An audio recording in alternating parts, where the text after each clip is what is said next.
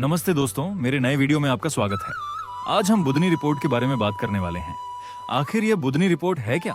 ये एक विस्तृत रिपोर्ट है जो उन ट्रैक्टरों के लिए तैयार की जाती है जो टेस्टिंग और सर्टिफिकेशन की प्रक्रिया को सफलतापूर्वक पूरा कर लेते हैं। जहां एक और ट्रैक्टर के मालिक या निर्माता कई तरह के दावे कर सकते हैं, जैसे कि उनका ट्रैक्टर एक निश्चित मात्रा में टॉर्क या पावर देता है, वहीं दूसरी ओर बुधनी इंस्टीट्यूट नामक एक आधिकारिक सरकारी संस्था इन ट्रैक्टरों का कड़ाई से निरीक्षण करती है। तो वे PTO power output, backup torque, ईंधन की खपत और स्पेसिफिक फ्यूल कंजम्पशन एसएफसी जैसे पैमानों की जांच करते हैं। इस रिपोर्ट के निष्कर्षों के आधार पर आज हम दो सबसे लोकप्रिय ट्रैक्टरों के परफॉर्मेंस डेटा का विश्लेषण करेंगे, ईशर 485 टी मॉडल और फार्म ट्रैक 45 पावर मैक्स। आइए देखते हैं कि इनकी संबंधित बुधनी रिपोर्टें क्या बताती हैं। सबसे पहले हमारे पास है ईशर 485 टी मॉडल, एक मजबूत और शक्तिशाली ट्रैक्टर जिसकी रेटिंग 47 हॉर्स पावर है।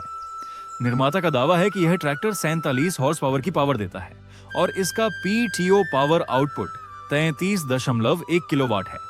हालांकि जब बुधनी इंस्टीट्यूट में इसकी टेस्टिंग की गई तो इसका वास्तविक रिकॉर्डेड पीटीओ पावर 32.8 किलोवाट पाया गया। इसके अलावा जहां कंपनी दावा करती है कि उनका ट्रैक्टर 177 न्यूटन मीटर का टॉर्क पैदा करता है, वहीं बुधनी रिपोर्ट में यह आंकड़ा 185 न्यूटन मीटर दर्ज किया गया, जो कि टॉर्क का एक सचमुच जबरदस्त आंकड़ा है। दोस्तों, टॉर्क के बारे में एक बात जान लें। किसी ट्रैक्टर में टॉर्क जितना ज्यादा होगा, उसकी खींचने की क्षमता, पुलिंग पावर, भी उतनी ही अधिक होगी। अब आइए बैकअप टॉर्क के बारे में बात करते हैं। निर्माता का दावा है कि उनका ट्रैक्टर 12% का बैकअप टॉर्क देता है।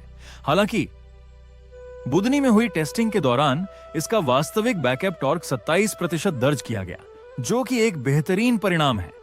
आप अक्सर देखते होंगे कि जब कोई ट्रैक्टर किसी ढलान पर भारी भरकम ट्रेलर को खींचकर ऊपर चढ़ रहा होता है तो कई मॉडल संघर्ष करते हैं और उनकी गति धीमी पड़ जाती है, जबकि कुछ मॉडल आसानी से चोटी तक पहुंच जाते हैं। ये सफल होने वाले ट्रैक्टर अपनी बेहतरीन बैकअप टॉर्क क्षमता की वजह से ही ऐसा कर पाते हैं, भले ही इंजन के आरपीएम में भारी गिरावट आ जाए, जिससे इंजन पर जोर पड़ने लगे या वह हकलाने छग झग लगे। लेकिन ज्यादा बैकअप टॉर्क वाला ट्रैक्टर अपना काम जारी रखेगा। वह बिना रुके स्टॉलिंग उस भारी भरकम काम को पूरा करेगा या उस भारी बोझ को खींच कर ले जाएगा। यहीं पर बैकअप टॉर्क अपनी असली अहमियत साबित करता है। अब चलिए आगे बढ़ते हैं। कंपनी का दावा है कि उनके ट्रैक्टर की SFC, specific fuel consumption, rating 265 है। हालांकि जब बुधनी से रिपोर्ट जारी हुई तो उसमें असली एसएफसी 257 दिखाया गया। तो दोस्तों, ट्रैक्टर का एसएफसी जितना कम होगा वह उतना ही बेहतर माइलेज देगा। अब चलिए अपना ध्यान फार्म ट्रैक 45 पावर मैक्स की ओर मोड़ते हैं। कंपनी इस ट्रैक्टर को 50 हॉर्स पावर रेंज में बेचती है, एक ऐसा सेगमेंट जिसमें इसने सफलतापूर्वक एक बहुत बड़ी फैन फॉलोइंग बनाई है। चलिए इसकी परफॉर्मेंस रिपोर्ट देखते हैं। कंपनी का कहना है कि उनके ट्रैक्टर में 32.3 का पीटीओ पावर आउटपुट है।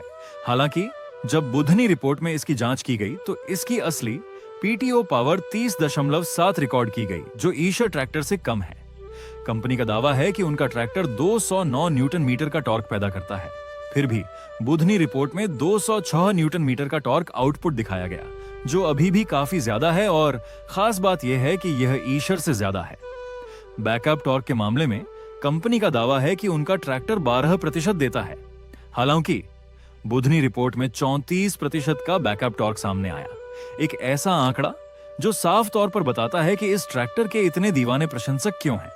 आखिर में चलिए ट्रैक्टर के एसएफसी पर बात करते हैं। कंपनी अपने ट्रैक्टर के लिए 263 की एसएफसी रेटिंग का दावा करती है। हालांकि बुधनी में हुई टेस्टिंग के दौरान असली एसएफसी 260 रिकॉर्ड किया गया। तो दोस्तों, हमें कमेंट्स में जरूर बताइए कि इन दोनों ट्रैक्टरों में से आपको कौन सा ज्यादा पसंद है। अगर आप फार्म ट्रैक के पक्के फैन हैं तो कृपया चैनल को सब्सक्राइब करें।